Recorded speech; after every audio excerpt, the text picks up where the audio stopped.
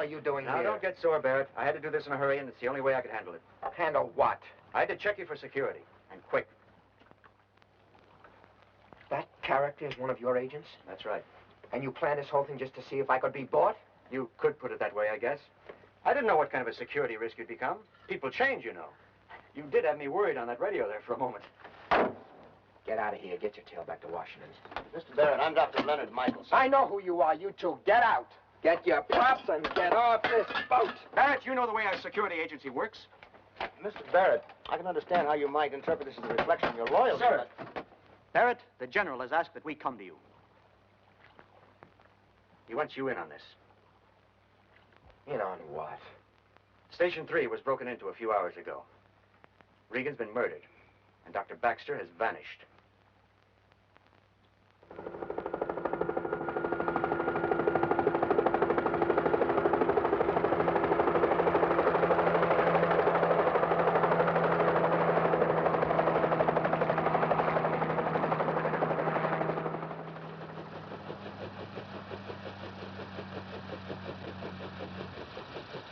Mr. Michelson? Right. Myself, Tassley, Deputy Administrator here. Mr. Tassley? Lieutenant Raskin. Lieutenant Johnson. Good morning. Very sorry about this, sir. No sooner take over. Yes, Tassley. You know Mr. Cavanaugh? Yes, I do. Mr. Barrett? Hello, Barrett. Anything on Baxter? Nothing. The net's out. All points. What steps have you taken? None, really. I figured you'd get here pretty fast, so I've touched nothing, talked to no one. I did bring in all the security people who were on duty last night. Whom have you told about this, Mr. Tassley? Well, no one, other than you people. And our security men, of course. And Dr. Hoffman. Why him? Well, he was the last one out, except for the director. He's waiting in E block now. Let's take a look at Regan.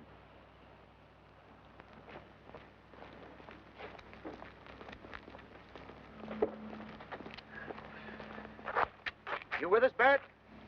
I'll be there in a minute.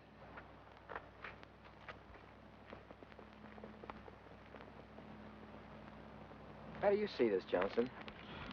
Well, Mr. Tassley says, and Mason swears that nobody got into the lab. But I don't think Reagan committed suicide in there. Neither do I. What's the sentry dog doing over here? He's got a lump on his head that wasn't there yesterday. But he was still on patrol this morning. Mm-hmm. I think maybe he might have been knocked cold for a while. But of course, being a dog, he couldn't tell me about it. He just went back to work. Yeah. Has Raskin got men going over the fence? Every inch.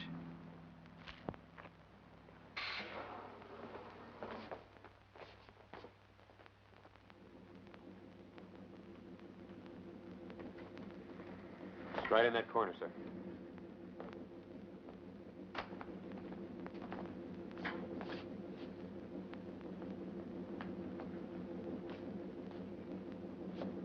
Dr. Hoffman's terribly distraught. Insists he must talk to you.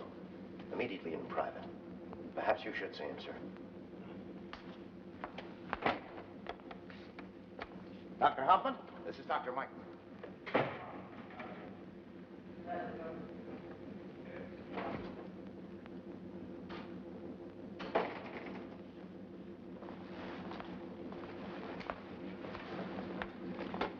How was it done?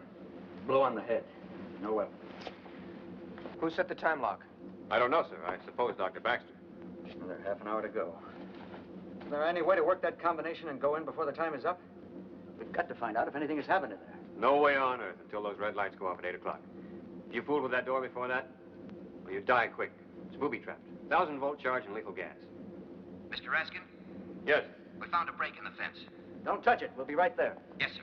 Raskin, have your men move Regan's body to one of the side laboratories. Yes, sir.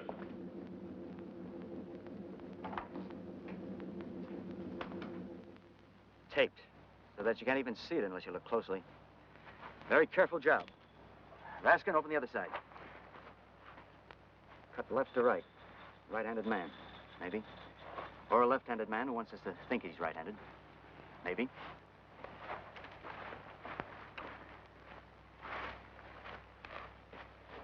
Well, the alarm didn't go off. The wire hasn't been touched anywhere. Someone would really have to know their way around this place not to trip over this at night. The thing I don't understand is how anybody can get past the dog. I don't get that either. What do you think happened? I don't know, sir. What's his name? Rollo. Can I handle him? Yeah, he's under sedation. Go ahead. Easy, Rollo. Easy, boy. Easy, Rollo. Easy, easy. There it is. What do you make of that? Those are cuts. How'd they get there?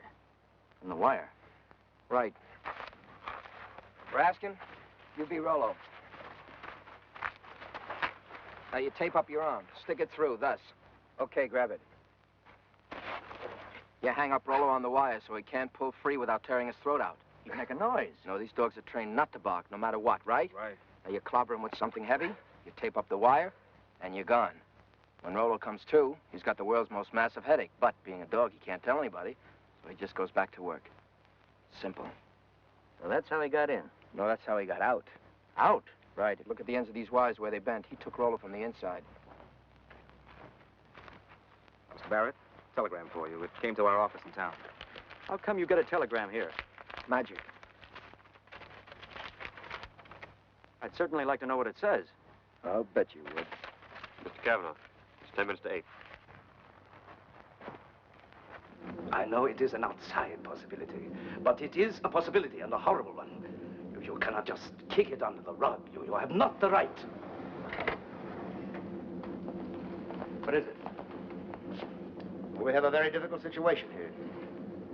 Dr. Hoffman feels that E-Lab should be sealed in concrete. Why? Because he is afraid that some chemicals in that vault may have been broken or tampered with. Even if they weren't, we still cannot take the chance. The possibilities are too monstrous to gamble with. What possibilities? I think you better tell them, Doctor.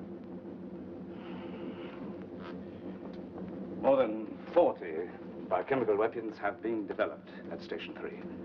I will confine myself to 2 which we have developed here at E-Lab. First, botulinus. We have 1,200 grams in 6 flasks. If 10 grams of it were allowed to contaminate a city, that city is a morgue in 4 hours. It is an ideal weapon. God forgive the phrase, because it destroys only people. And it oxidizes itself, in effect, dies, disappears after 8 hours. Well, then it's safe to go in there. It's been over 8 hours since that vault door was closed. And if all 1,200 grams of the botulinus was spilled on the floor, it would still be safe. The closed air circulating system is still in operation, so it would be oxidized. That is correct. But there is something else in there. It is only 3 weeks since Dr. Baxter refined it, and only 3 days since he communicated its existence to anyone. There's something beyond the botulinus? Yes. The second weapon, also virus, airborne, but self-perpetuating, indestructible. Once released, it will multiply the power beyond our calculations. It perhaps will never die. To this virus, we have given a highly unscientific name, but one which describes it perfectly. The Satan bug. If I took the flask which contains it and exposed it to the air, everyone here would be dead in a few seconds. California would be a tomb in a few hours. In a week, all life, and I mean all life, would cease in the United States. In 2 months at the most, the trapper in Alaska, the peasant from the Yangtze, the aborigine in Australia, dead. All dead because I crushed the flask and exposed a green-colored liquid to the air. Nothing can stop the Satan bug. What would be the last to go?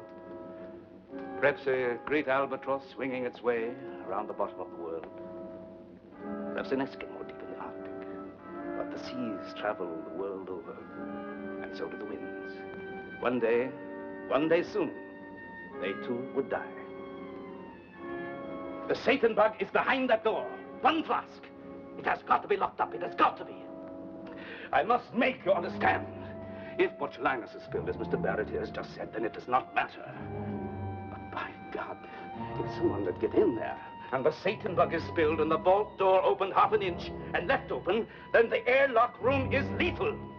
Open this door for more than 5 seconds, and everything that I have told you will happen, will happen. I beg you, sir, seal up the door. You cannot take the risk. I agree. There's nothing else we can do. We've no option. We've no option but to make sure it's in there and untouched.